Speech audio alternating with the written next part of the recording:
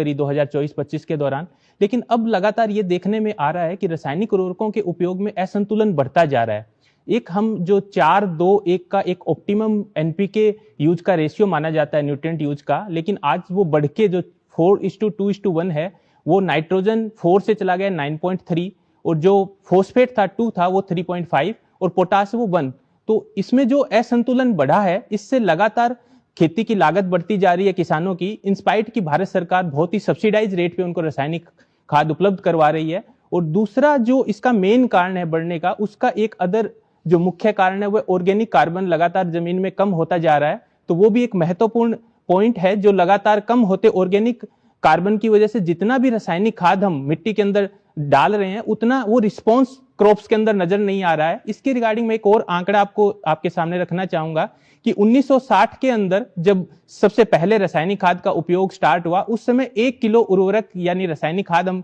डालते थे मिट्टी में, तो उससे 15 किलो क्रॉप्स निकल के आती थी, जो अब धीरे धीरे ऑर्गेनिक कार्बन कम होने की वजह से घटते हुए 15 किलो से 4 किलो रह गया। यदि हम 1 किलो कोई भी रासायनिक उर्वरक डालते हैं तो उसके अगेंस्ट केवल 4 से 5 किलो ही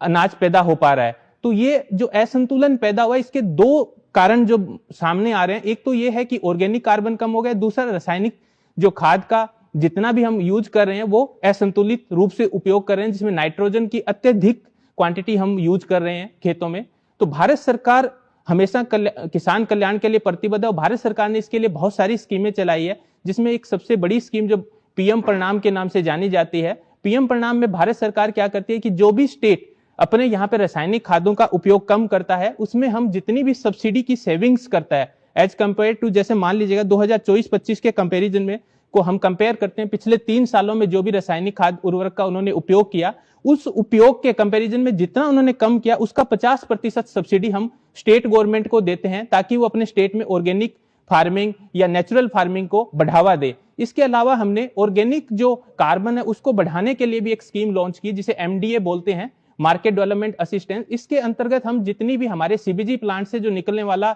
एलओएफएम और एफओएम निकलता है, उनको भी हम 1500 रुपया प्रति टन के हिसाब से सब्सिडी का भुगतान करते हैं, ताकि वो जो ऑर्गेनिक कार्बन या ऑर्गेनिक कार्बन इनहेंसर टाइप का जो एफओएम या एलओएफएम है, वो किसान भाइयों को उचित दाम पे उपलब्ध हो।